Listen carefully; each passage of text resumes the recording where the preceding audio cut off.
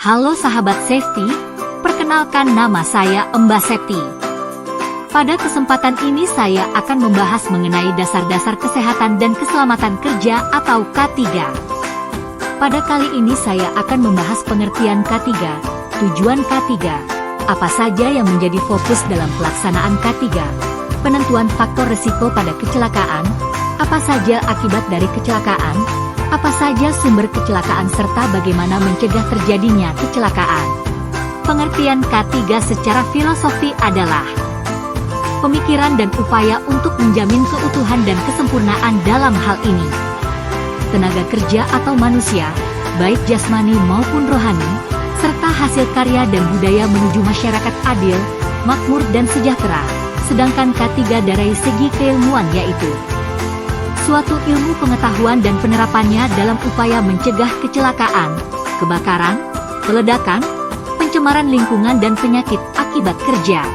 Adapun tujuan K3 adalah untuk melindungi para pekerja dan orang lain di tempat kerja, menjamin agar setiap sumber produksi dapat dipakai secara aman dan efisien, menjamin proses produksi berjalan lancar.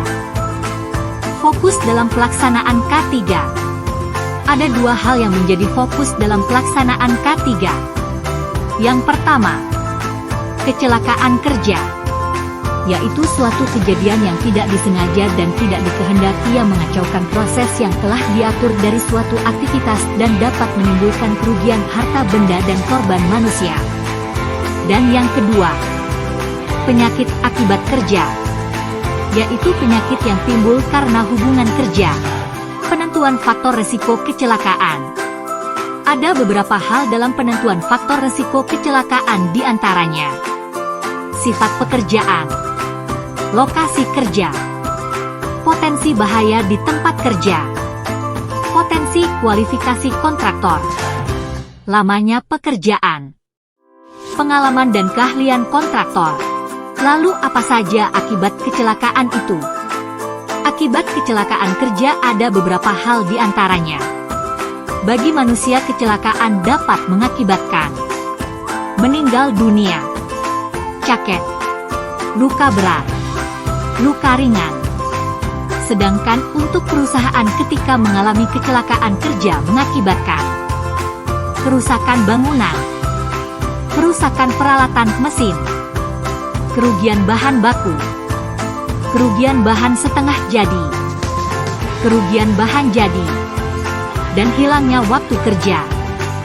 Sumber kecelakaan. Sumber kecelakaan pada dasarnya adalah sebagai berikut. 1. Mesin produksi, misalnya mesin pons, mesin pres, gergaji, mesin bor, mesin penun. 2.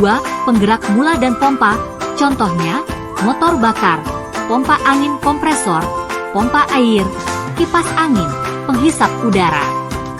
Ketiga, lift. Lift untuk orang atau barang baik yang digerakkan dengan tenaga uap, listrik, hidraulik, dan lain-lain. 4. Pesawat angkat, yaitu keran angkat, derek, dongkrak, takal, lir. Kelima, konveyor, seperti ban berjalan, rantai berjalan. 6. Pesawat angkut seperti lori, forklift, gerobak, mobil, truk, cerobong penghantar. 7. Alat transmisi mekanik, contohnya rantai, puli. 8. Perkakas kerja tangan, seperti pahat, palu, pisau, kapak.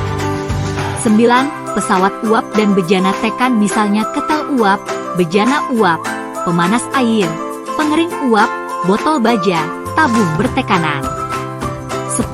Peralatan listrik, meliputi motor listrik, generator, transformator, ornamen listrik, zakering, sakelar, kawat penghantar. 11. Bahan kimia. Bahan kimia yang mudah meledak atau menguap, beracun, korosif, uap logam. 12. Debu berbahaya. Debu yang mudah meledak, debu organik, debu anorganik seperti debu asbes, debu silika. 13. Radiasi dan bahan radioaktif, meliputi radium, cobalt, sinar ultra, sinar infra. 14. Faktor lingkungan, contoh iklim kerja, tekanan udara, getaran, bising, dan cahaya. 15. Bahan mudah terbakar dan benda panas, contohnya, lak, film, minyak, kertas, kapuk, dan uap.